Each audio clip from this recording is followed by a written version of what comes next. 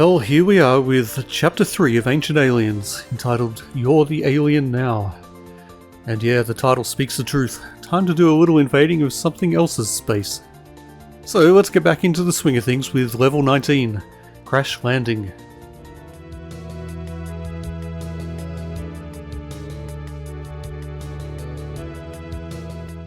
It starts with some rather cool environmental storytelling, as you can clearly see the swathe of destruction caused by your spacecraft as it hurtled to Earth. Well, not Earth, clearly. Wherever we are now, we're definitely not in Kansas anymore. And possibly we're not in the same galaxy as Kansas. This is a small but confusing level, and if it looks like I know where I'm going, that's because I forgot to start recording until I'd almost finished this level the first time around, so I had to redo it all.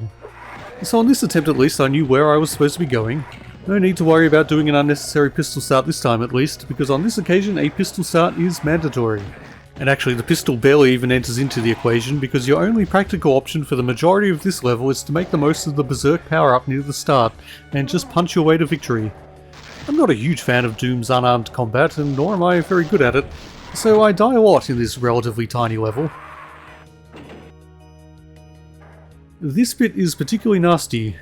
No archvile is a good archvile, but one that's sitting on its own little ledge outside of punching range while you're going hand to hand, or hand to demonic claw, with imps and demons is a cursed archvile indeed.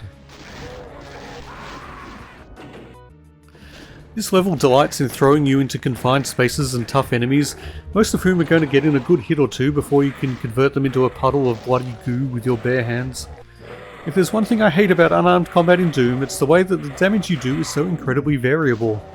Yeah, with the berserk power-up your fists are lethal weapons, no doubt, but you still never know if a revenant is going to politely fold up after 2 hits or still be trying to crack open your skull after 5.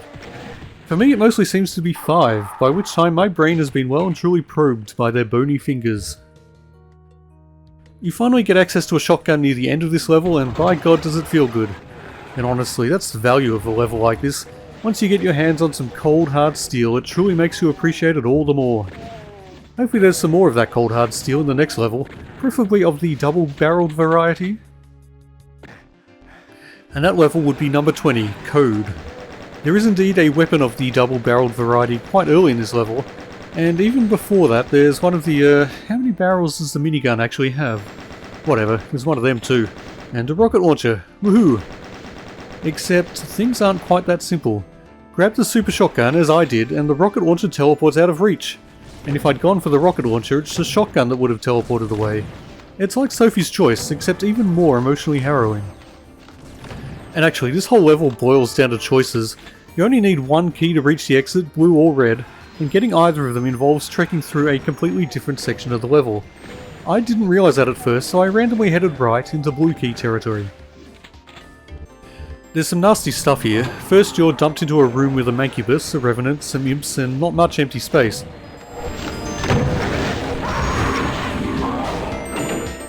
It's a challenge, but it's nothing compared to what comes a bit later, although there is at least a plasma rifle on the way. Kind of makes up for the lost rocket launcher. Even with that in hand though, this room is an absolute nightmare. Flick the switch in the centre and enemies start swarming in. Most of them are cannon fodder, but it's the 2 archviles that are going to cause you some real pain.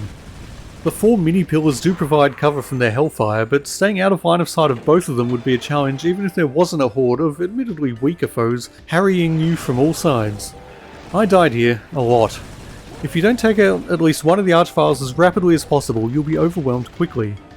You don't need to kill everything here, which is good as ammo is scarce, you just need to survive until the door to freedom unlocks. It took me a while, but eventually I managed at least that much. And then I went back and killed the survivors anyway, partially for the ammo, armor and health I'd left behind, but mainly because my many deaths had left me hungering for vengeance on the pixels that had tormented me. There's one more nasty trap before the exit, but it's a picnic compared to what's come before, albeit a picnic with rather more Hell Knights than you might hope for. At least there is a consolation rocket launcher here. Also an archvile, but it's really easy to run past. I am such a coward. And that's it for this level. Except, for the second time in this MegaWAD, I feel kinda guilty about what I've left undone. There's a whole other half of the level I ignored, and it's actually worth talking about. Unfortunately, I didn't have a quick save I could go back to, so I'm going to do the unthinkable and just cheat my way to what is a particularly clever bit of Doom level design, so I can at least give it the credit it deserves. If you go for the red key rather than the blue, you're confronted with this rather terrifying room. True, the hologrammatic archviles aren't actually trying to kill me, but they are kind of ominous. Flick the switch and a whole heap of enemies teleport in, but so do 2 barrels, right where the holograms are. You might be able to divine their purpose. While the barrels survive, actual archviles are prevented from teleporting in and wreaking a damn sight more havoc than their holograms could manage. So now you've got the challenge of taking down all the other enemies while not only avoiding shooting the barrels, but actually protecting them from getting caught in the crossfire. It really is an ingenious bit of design, very creative indeed. I do feel pretty guilty about negating it all through cheating in this case, but I'm pretty sure I'll make up for it with all the suffering I'll be doing in the rest of this MegaWAD. Things really are getting rather tough. Indeed, just the name of the next level is enough to induce anxiety. Cyberbullying beyond Earth. Doom level designers don't tend to deploy the cyber prefix without making reference to that most iconic of enemies, and I really don't fancy being bullied by a 20-foot tall amalgam of flesh and steel equipped with a rocket launcher that would make Werner von Braun break out in a cold sweat. So my anxiety levels were at maximum from the moment I started this level. I knew there was a cyber demon somewhere, and based on the sadism of the levels I'd played so far, I knew there was a good chance it would show up, unannounced, right in front of my soft, vulnerable face. In the past I've called the ominous clop of a cyber demon's hooves one of the most anxiety-inducing sounds in gaming, but it turns out the absence of that sound can be even worse. I spent the first few minutes of the level doing even more paranoid quick-saving than usual, and carefully clearing out every enemy I could find on the assumption that a cyber demon would soon be amongst them. I didn't want a stray imp getting in my path as I ran away panicked and screaming. Of course, when he did show up, the game saw fit to teleport in a bunch of imps and Hell Knights behind me, so that plan was clearly unsound. Still, at least I now knew where the cyber demon was. Except no, I didn't. The devious bastard had teleported away, leaving only the blue key behind. And so the anxiety returned. Not that the cyber demon is the only threat in this level. Both the enemies that are new to this expansion, the invisibility trooper bastards and the rocket-shooting floating orb bastards, seem to be particularly lethal here. It's hard to pick which ones troubled me more. The troopers move quickly and their plasma bolts can be lethal, but the floating orbs can fire those rockets in salvos of 3 or more, plus they're one of the few enemies that are largely silent when they're not firing. Pretty much everything else lets out a regular series of horrific grunts or gurgles or demonic profanity. I assume, I don't speak demonic, but I'm guessing it's profanity.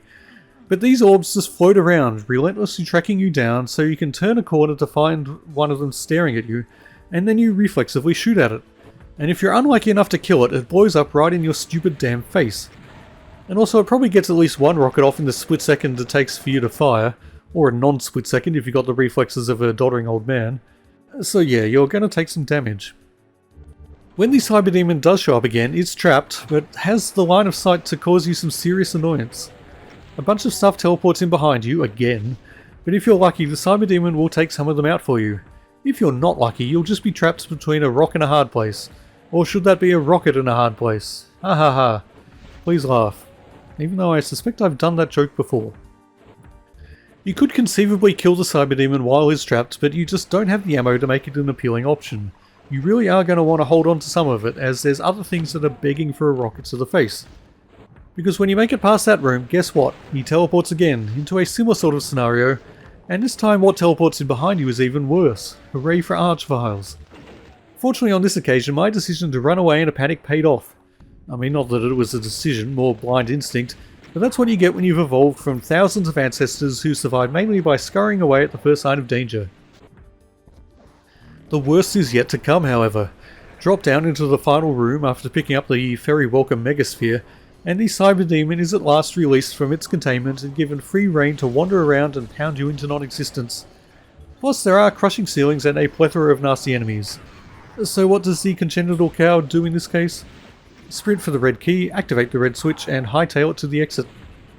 The cyber demon gets to live, but so crucially do I. On to level 22, which is called... Okay, I had to look it up, but apparently acerola is a plant with small edible cherry-like fruit, and also a character from Pokemon. Well, I guess you learn something new every day, including how to pronounce it. Not that there's even agreement on that, of course. Acerola. Acerola. Anyway, the first thing you'll notice in this level is probably the fact that quite an array of nasties are looking down at you from a variety of ledges, and most of them are capable of hurling some rather irritating projectiles. Well, actually, the first thing you notice might be the music, which is particularly excellent.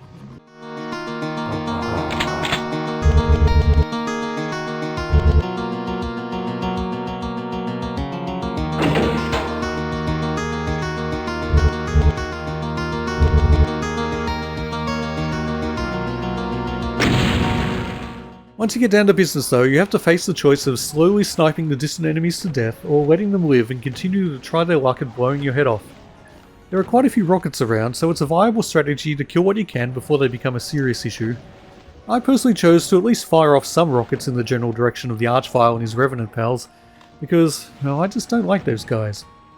Speaking of Archviles, you can hear at least a couple of them behind this wall, and you just know they're going to burst out at some point in the near future. Except, if you find this fairly obvious secret, you can actually get the drop on them instead. And yeah, I'm kind of abusing the free walk ability in GZ Doom. That's probably unintended, but you know, they're Archviles. I'm not really interested in playing fair. Eventually you get access to the other side of the level and a chance to get up close and personal with all the bastards who have been raining green fire down upon you since you first set foot in this place. This is a particularly well designed area, a sort of alien fortress cut into the mountainside, with narrow ledges, rocky paths, and staircases leading to all manner of death and destruction. It's all relatively manageable until this predictable but still terrifying ambush. It brings me extremely close to death as I run around in my habitual blind panic. In fact, if you look closely, you'll notice I'm one tick of 4 damage away from death on 2 separate occasions before I make it to this megasphere. Thank God for the 2 stimpaks that saved my life. Without them, I might have had to reload my last quick save, wasting a good 30 seconds of my existence. But the running around in a blind panic is not yet over, and nor are the extremely close brushes with death. I mean, check this out, it don't get no closer. And that's before things get really bad. Lots of things to hide behind at least. Well, kind of. Do I feel guilty about the cowardice of jumping on the teleporter right as the Archvile is about to zap me? I do not. Nor do I feel guilty about jumping through the unique exit portal without killing the many foes I left behind. What's in it for me? An ammo shortage, that's what. So I'm moving on to level 23, Trinary Temple. And I have to say I'm not a fan of this level. I'd almost, but not quite, go as far as to say I actively dislike it. I wouldn't call it bad as such, but by God does it annoy me at times. The overriding theme in this level is enemies randomly spawning in all over the place, usually in the most irritating locations possible. It seems every time you turn a corner a new batch of revenants is teleported onto a tall pillar on the other side of the map, or a dozen cacodemons fly in from every point on the compass, or a couple of mancubi spawn in right in front of your face. And the longer the level goes, the worse it gets, and it's a pretty big level. The first section is large and open, meaning that at any given moment there are dozens of enemies eyeing you up and planning your demise. Revenants, cacodemons, mancubi, chain gunners, imps, hell knights, they're all out there, and they're all sending rockets or fireballs or bullets or bad vibes your way. Of course you could, and probably should, take the time to methodically eliminate all of them as they spawn, but I honestly find sniping at enemies from a distance, carefully whittling down their health from a place of safety, to be rather tedious and just not a fun way to play Doom. So at a certain point I just said screw it, and resolved to simply sprint through the level, dodging what I could avoid and soaking up whatever I couldn't. Naturally I died a lot, and that's on me, I'm not criticising the level for that. In all honesty, it's not a tough level, well not this first section anyway, and it's not unfair, it's just not, in my opinion at least, all that much fun. Eventually, after more quick loading in one level than I'd done so far in all the other levels of this chapter, I made it to the second section of the map. And this bit is both more fun and more challenging, although it's still sometimes more irritating than anything else. It's a more constrained area, being mostly indoors, but the amount of enemies teleporting in all over the place is even greater than before. Not gonna lie, I was still kind of frustrated, so I continued with my plan of ignoring whatever enemies I could and just running to wherever I had to go next. And while that was an unwise plan before, now it was downright stupid. You have to press a series of buttons, and as you do, the number of enemies just builds up and up. I should have taken my time, but I just wanted to get out of here. No doubt my kamikaze approach caused me to take even longer to achieve that goal, so more fool me, I guess. But after yet more quick loading, and after the F9 key on my keyboard has been worn down to a nub, I eventually made it to the final room. And although this room once again features countless enemies randomly teleporting in from all over the place, it also contains quite a lot of health and ammo, making it at least somewhat manageable. When the inevitable cyber demon showed up, however, I figured I'd take my chance to finally get out of this place for good. Fortunately, there's a flying saucer close at hand, so once again we're off to seek out strange new worlds. And level 24 is indeed a world that is both new and strange. We're going from one of my least favourite maps in the MegaWAD into one of the best, or at least the most interesting. This level is called Culture Shock, which is fitting, as this place is rather different from everything else in Ancient Aliens, or indeed in Doom in general. We're in a floating cloud city, not of the Star Wars variety, but a strange ethereal place boasting classical architecture and embellished with Baroque ornamentation, also with Hellspawn. The Doom engine is being pushed to its limits here with pseudo 3D objects and several clever transitions that give the impression of a true 3D space. Take for example this waterfall that seemingly lets you drop down to another area below, but in fact acts as a cunningly disguised teleporter. It's an old Doom trick, but it's used to particularly good effect several times in this level. This is a complex and compelling rendition of an alien city, and it's all overseen by an archvile who lurks above, looking down on his minions. Unfortunately, he's not vulnerable yet, but based on the fact he's sitting right next to the blue key, you can probably guess you're going to run up against him sooner or later. And actually, it turns out to be sooner, because that blue key is your first real objective. The archvile is incredibly tolerant of your presence, right up until you take the key, of course. Then it's all murder, murder, murder. There's not much to hide behind up here, so I take the cheesy option and just rocket him to death from below. More abuse of the free look, I guess, but yeah, I still don't care. Time now to take the intriguing ring teleporters to the red key area. This is a pretty quick and simple area. There's a fight of imps, but that's just a Tuesday for Doom Guy. Or you know, not even a Tuesday. It's a tea break on a particularly uneventful Sunday afternoon. With the red key in hand, you can take this picturesque, meandering path to a pleasant, relaxing garden. The Mancubi and Archviles make it slightly less relaxing, I guess, but honestly the amount of health and ammo here makes it a metaphorical as well as a literal walk in the park. I mean, I get slightly blown up by a Mancubus, but at least there are loads of places to hide from an Archvile. Line of sight, their Achilles heel. Did you know Achilles is an anagram of Archvile? It's true, if you spell it wrong. One more journey through the ring teleporters, a few revenants to kill, and we're almost done. Except, I remember seeing a yellow switch, but no yellow key. Usually I'd be content to let a secret like that pass me by, but this is such an intriguing, different level I feel kind of compelled to see if I can figure it out. The yellow key itself is easy to find, in fact I literally walked right past it earlier, and actually the rest of the secret isn't that tough to uncover. Turns out this thing is a switch that opens a nearby door that leads to...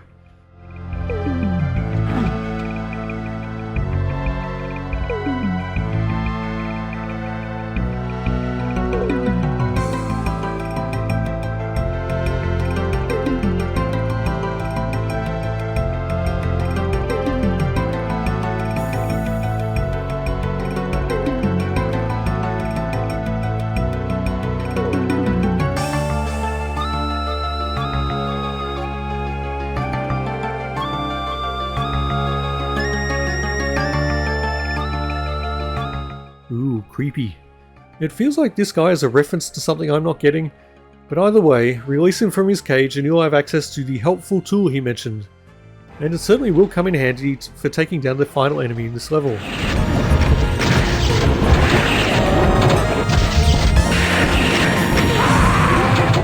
How am I so bad at this?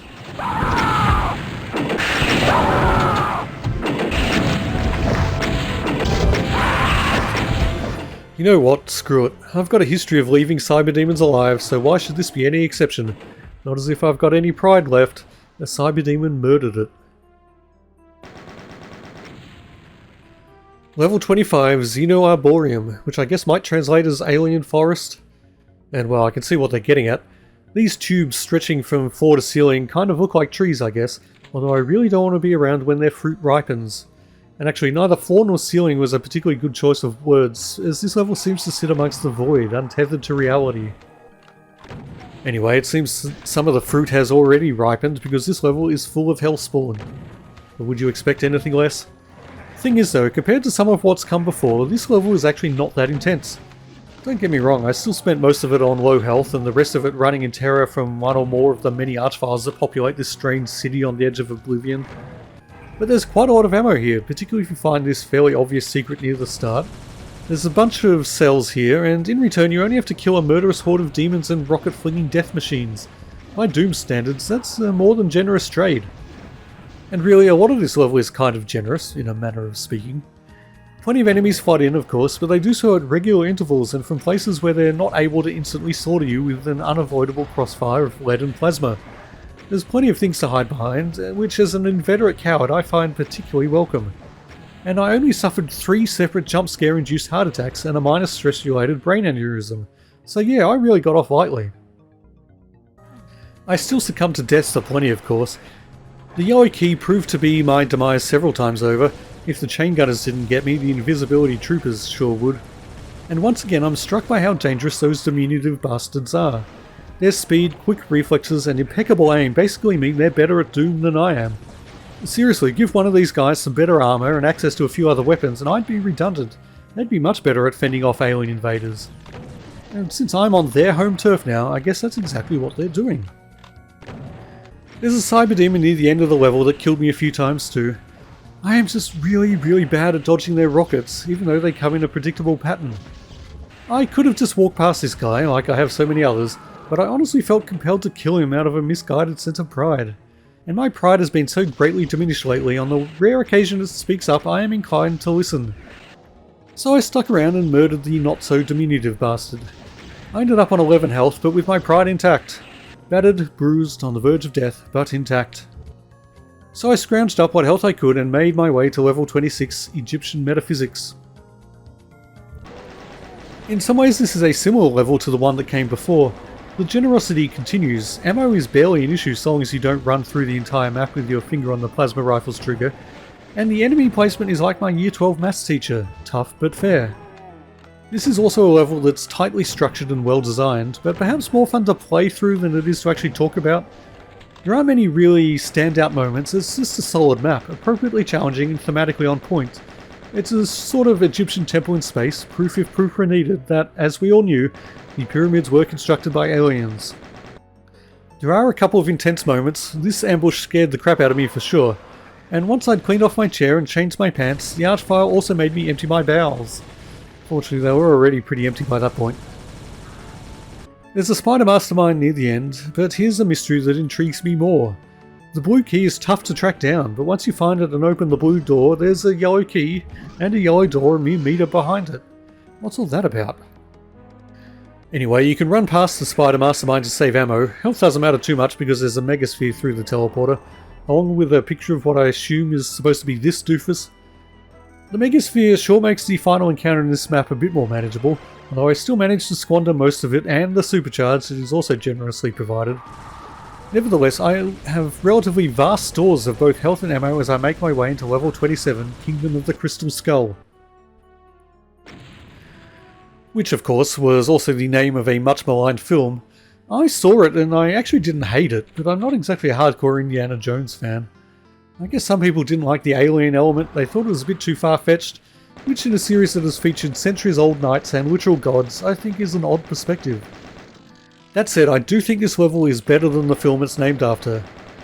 The map gives you a pretty clear objective: find the 3 keys to activate these switches, which will presumably open the doors and reveal the path to, well, who knows, although level 28 would be a good guess.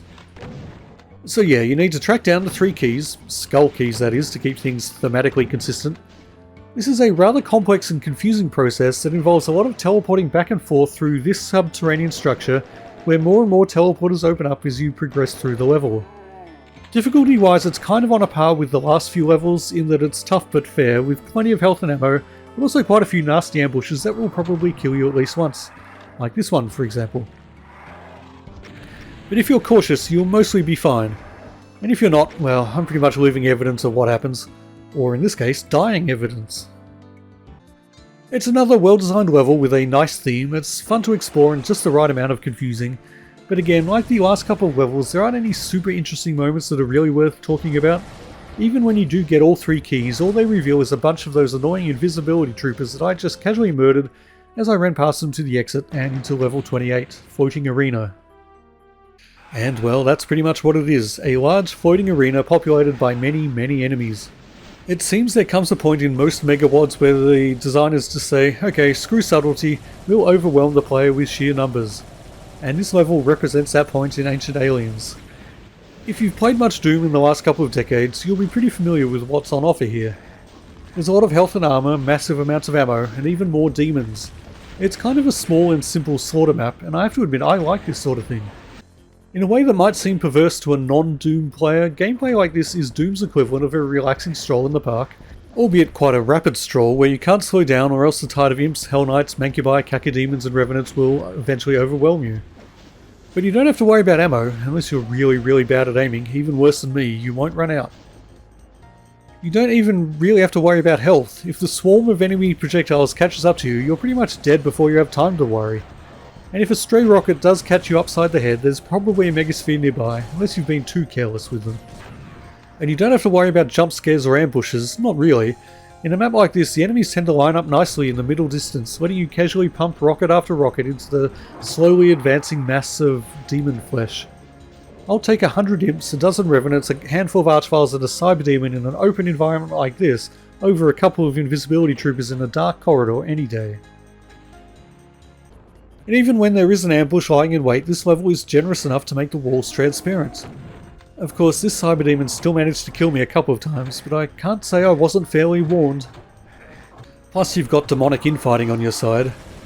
Once you've got all 3 keys and the final massive rampage starts, much of your work will be done for you by the cyberdemon and spider masterminds that stalk the battlefield. They have no attention span. Their true nemesis is whoever happened to damage them last, and if that's a revenant on the other side of the map, so much the better for you. So yes, this is really a pleasant, relaxing, fun map that I leave with full health and armor and loads of ammo. No rockets though. There was just too much demon flesh begging for a pounding. Which is not as dirty as it sounds, I swear. Level 29, the ones behind it all. And who could they be? Well, the clues have been there along the way, but I guess we'll soon be finding out for certain. First though, a megasphere I don't need and a bunch of ammo I can at least make use of. This is one map I don't feel too guilty about not pistol starting because clearly the level designer wants you to come correct. Anyway, you can probably guess what's coming, and you don't need to be more specific than a tsunami of hell spawn. The first area isn't too tough so long as you keep moving. I didn't bother even trying to be conservative with my ammo, so I ran out of cells before I ran out of enemies, but I still had enough to take down the big threats, including the inevitable archviles that threatened to raise the many corpses I'd left behind. The next section has fewer enemies but killed me a lot more times due to the 3 pairs of archviles that flank the arena. In truth, with a bit of finesse it's not too tough to stay out of their line of sight, but as you may have gathered, finesse is not my strong suit. Nevertheless, if you prioritise the archviles, which I mean if you just dump a whole load of rockets in their general direction, eventually they'll die before you do. And then the shocking reveal. It's a UAC stronghold. You know, the UAC, the evil corporation from Doom War. Okay, personally, I never cared much about Doom War. To me, the UAC was just 3 random letters. But I guess this reveal does tie everything together nicely. And the staring, soulless scientists in lab coats, examining specimens and looking down on you with inscrutable scrutiny, are definitely creepy. So we've got one more megasphere, and then we're into the final combat arena of the level. Yep, this is a pretty short and simple map. Well, maybe not short, the sheer number of enemies ensures you'll be spending a while converting ammo into charred demon corpses, but it's definitely not a sophisticated level. And that's fine by me. Running in circles with my finger on the trigger of whatever high or low tech weapon happens to be in my hands is the quintessential Doom experience. And this combat arena is particularly accommodating to the running in circles strategy. Do enough laps and soon enough all your foes will have concentrated themselves into the central area, huddled up in a nice friendly bundle of love, giving you the perfect opportunity to lazily circle strafe around them, taking them down at your leisure. And that's it. Pick up the red key, open the door, hop aboard the waiting spacecraft, and you'll be back to Earth in no time.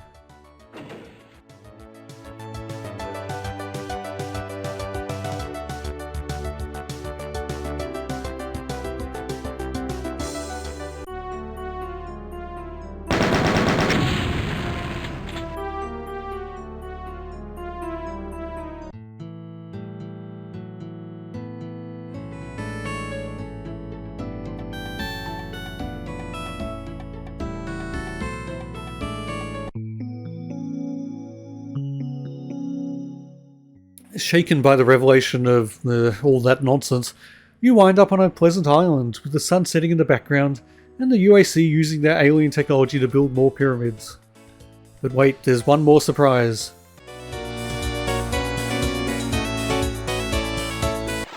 The great thing about the ancient alien theory is the fact that we can compare modern achievements with stories from our ancient past.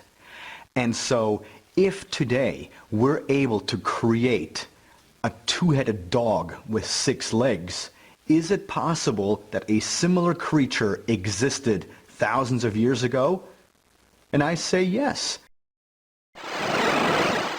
We're back where it all began.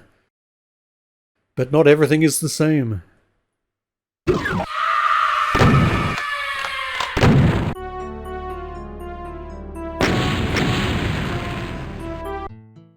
Mulder and Scully come in with a bit of speculation, but ultimately I'm forced to concur with Scully.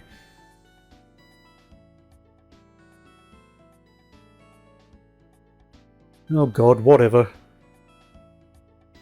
And finally, we have a humorous recap of all the aliens we've encountered on our journey. Which brings us to the end of the epic adventure that was Ancient Aliens. Even if it was all in our heads. Maybe. So how does Ancient Aliens stack up to other Doom MegaWADs? This is the third one I've looked at on this channel, after Sunlust and Eve Eternity. And I have to say that, for me, Sunlust remains the king. It's just everything I want in a Doom map pack.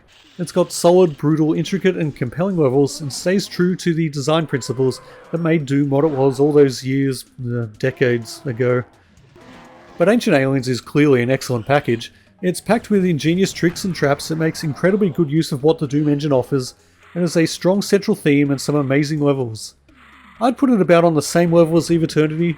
I really couldn't pick which one is better, they're both great. So there you have it, Sunlust remains unsurpassed, at least as far as I'm concerned. People who prioritise different elements may have different opinions, and that's perfectly fine. I'd love to know what you think in the comments. And actually on that note, my videos have been performing like absolute shit lately, so if you've made it this far, do please consider liking, subscribing, commenting, all that good stuff. God knows I can use the engagement. And if you really like what I'm doing here, there's always that super thanks option.